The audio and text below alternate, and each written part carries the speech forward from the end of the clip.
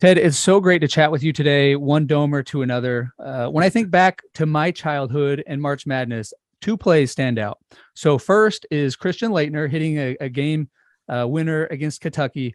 And number two is the 13 seed Valparaiso beating Ole Miss on a buzzer beater. And Ted, you, of course, called that game on CBS, that buzzer beater by Bryce Drew. So it's great to be able to talk with you more than 2 decades later.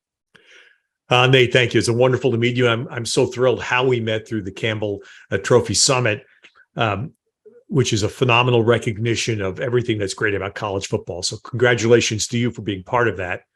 The Valparaiso game was phenomenal. I have been lucky. I probably did around 30 years of March Madness, and the Bryce Drew game was clearly the best. It was Hoosiers in real life. Yeah. And having gone to school, undergraduate school in South Bend, while I was there and Dicker Phelps was running a national program at Notre Dame, there was a pretty good little coach at a small NAIA school in South Bend called Bethel College, and it was Homer Drew.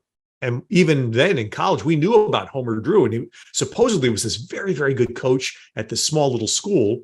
And later on, of course, he becomes the Valparaiso coach, and his son, who has offers from all the big schools, says, no, I'm going to go play for dad. Yeah. And ends up having a true real life Hoosiers moment. Yeah. Oh, what a cool story. And additional background I wasn't aware of. Well, there's one more reason I've been looking forward to this call. And that's because when I was in graduate school, I was considering two careers, one in education and two in broadcasting. I ended up in education, but it's fun for me to follow your career as an example of what a top-notch career in broadcasting looks like. And as you think back on your 40-plus year career, 40-plus years in broadcasting, could you share 2 to 3 simple, practical, underappreciated lessons you've learned that you would most like to pass along to your children? Sure. Well, Nate, I'll tell you the first lesson, and the most prominent one. I think it's applicable across all generations, but in this era of electronic communication and screens and devices, I think it's more vital probably than ever in my lifetime. And that is make personal connections. Make personal connections. I wanted to be you. I wanted to be a player. And in high school, I suffered a pretty gruesome injury that subsequently healed fine, but it forced me in a good way to go to Plan B faster. And Plan B was to be an announcer. I went to college for this. I was in the minor leagues paying my dues. My minor league career took a tough turn because the team I was working for folded. So I was out of work. And my father beautifully said something to me that was the best advice I ever had. He said, why don't you call Charlie Finley? Charlie Finley. So young people would know Charlie Finley in the 70s was probably the most well-known professional sports team owner in America. And he owned 3 professional league teams, but the most prominent one was the Oakland A's baseball team. And they won World Series in the 70s 3 years in a row, Reggie Jackson being the most prominent player. Charlie was an old school promoter. He was willing to do any sort of a promotion, almost to the circus sideshow level, to try to promote the team. Anyway, in this particular moment in 1980, Charlie was near the end of his run, but he's renowned for being cheap. My father informed me, Ted, you would fit 2 criteria that Charlie Finley would love. 1 is you're young, and 2 is you're cheap. And so I called Charlie Finley on the phone from the home I grew up in outside of New York City, in his office in Chicago. He answered the phone. I was a 22-year-old unemployed announcer, and Charlie Finley talked to me for about 10 minutes. And I'll condense the story because without the details, he subsequently put me off for a little while. I then used somebody at Notre Dame, who I had worked for as a student, to reopen the door. Charlie, who lived in Chicago, had a farm in LaPorte, Indiana, which was halfway between Chicago and South Bend. Mm-hmm. Yep. So Charlie went to a Notre Dame football game every year.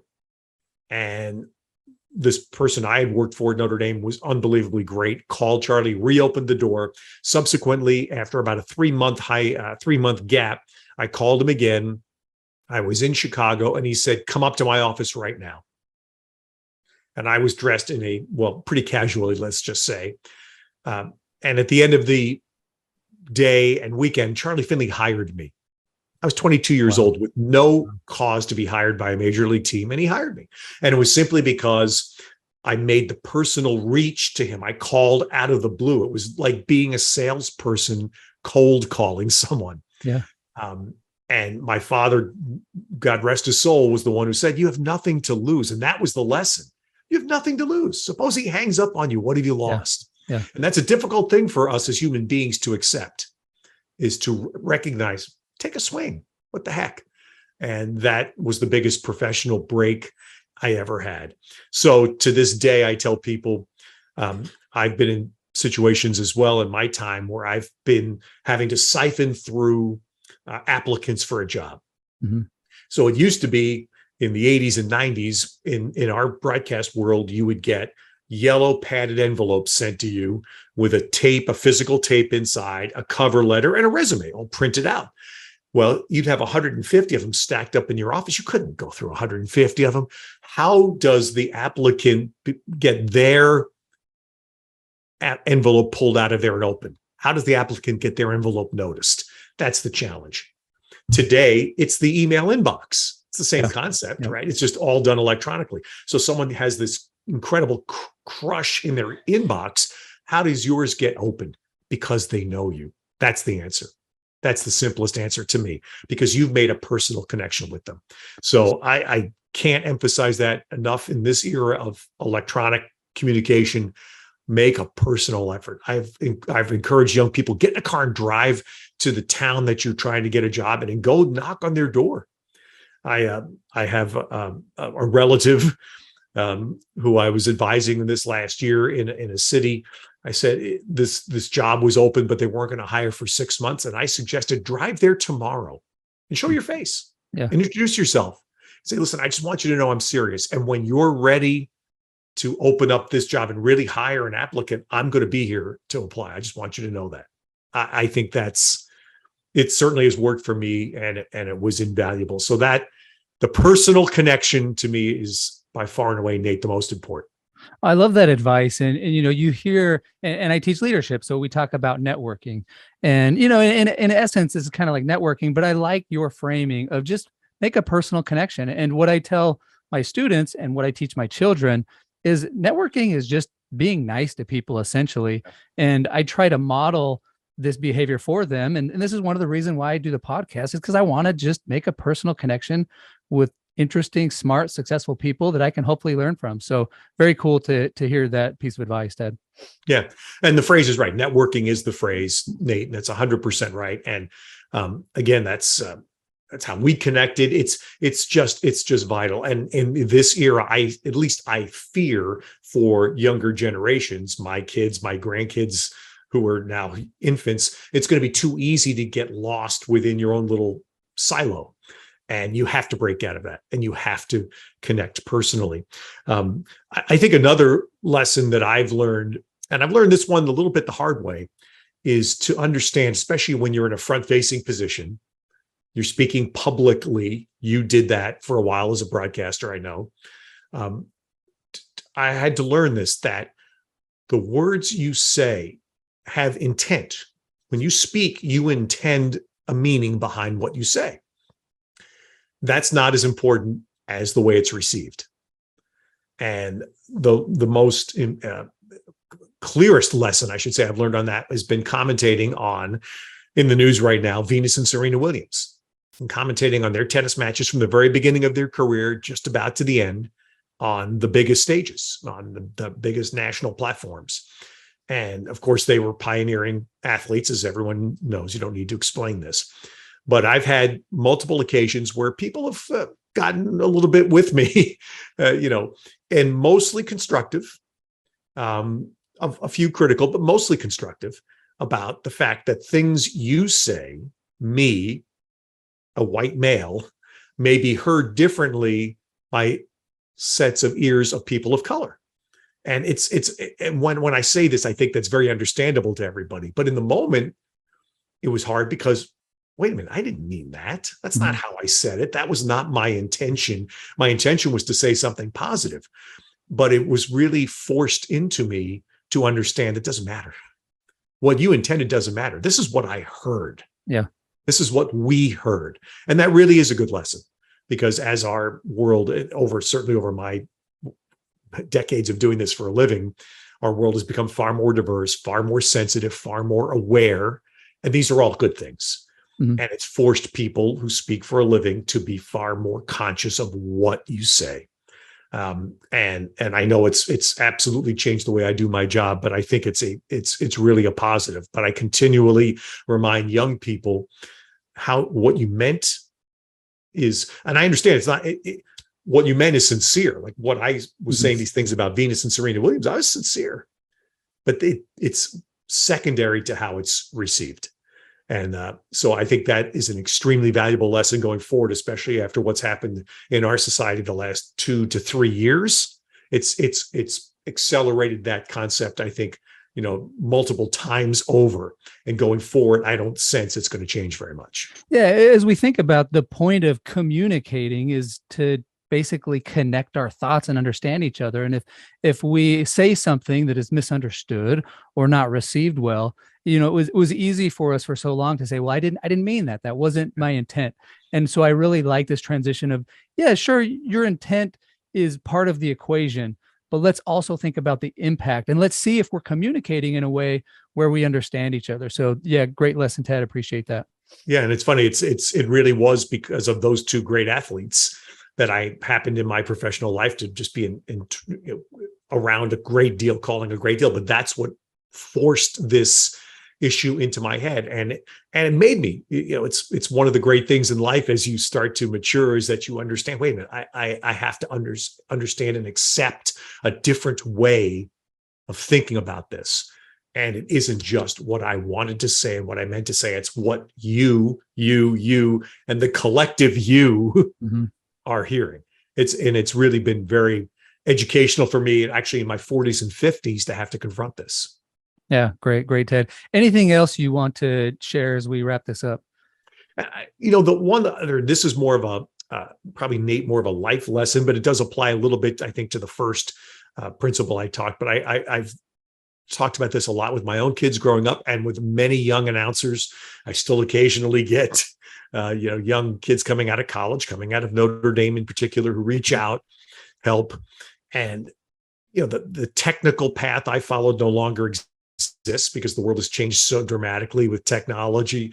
You can't do the things I did, but there are certain principles. And I preach this one a lot, which is be fearless, not reckless. There's a difference between those two, in my view. And for example, calling Charlie Finley to me was being fearless because I had to conquer the fear of no and the fear of rejection, which is very human. But it was fearless. It certainly wasn't reckless. I wasn't doing anything that was going to harm anybody. There was no harm to myself, no harm to Charlie Finley. And I would take this forward as an announcer. When I was hired to do the Olympics for the first time, I was 40 years old. And I thought I would do a one and done Olympics. And when I was already in Nagano, Japan, I was told with 12 hours notice, I was being asked, would you please go up to a mountain and call giant slalom snowboarding on primetime national television? And the circumstances for this aren't important, but I was being asked to do this on 12 hours notice, no prep. And of course I said, sure, because I was fearless. And at the time I didn't really have the background to be that way, but I was of the mindset, be fearless. And it wasn't anything reckless. I wasn't going to, I wasn't going to crush myself. If I failed, I would have failed trying.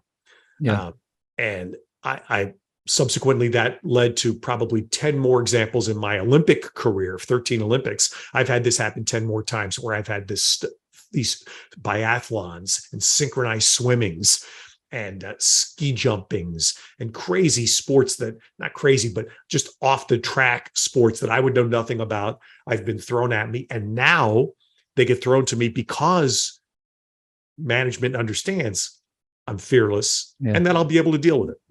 And to lose that fear internally is a powerful thing, right? When you feel, and I'm sure, Nate, when you played football, you had to walk that line, right? With your own safety, with your own body, between being fearless, required as a football player, but you can't be reckless because now you endanger yourself. So this is a different version. That was a physical thing you had to deal with. This is more in the mind, but Yeah. I think it's extremely important. Oh, I absolutely love that phrase. And I don't think I've heard it coupled like that. I love the word fearless, and that actually helped me get through my football career. So I was a punt returner. And frankly, for, the first, going back to middle school, high school, I was scared to return punts, not so much for my safety, but I was scared to drop the ball because I didn't want to let the team down. That's such a huge momentum shift. And I was playing for Bronco Mendenhall at BYU, and he would preach this fearless mindset. And I started to adopt that. Now, he didn't add on the reckless, which I love. Don't be reckless. But fearless was the kind of the mindset I adopted as a punt returner. And I got to the point where I was able to become fearless. And I'm going to go in here. And it was so motivating to me and energizing to go in excited and fearless rather than nervous. But I love this addition of not reckless, because even as a punt returner, there are times that you should fair catch. You can't be reckless. And of course, in life, we need to take risks, smart risk, fearless risk. I love this, but not be reckless. Ted, I could talk to you for hours. I really appreciate you coming on. It's so great to follow your career. I am just going to enjoy watching, college football and tennis and golf and the Olympics, even more so now that we've had this conversation. Again, it's so great to be able to talk to somebody who's reached the pinnacle of success in their field. So thank you so much for coming on. Well, Nate, it's a pleasure. I'll look forward to the Campbell Trophy Summit again, and I hope we have a chance to meet in person. Great. Thanks, Ted.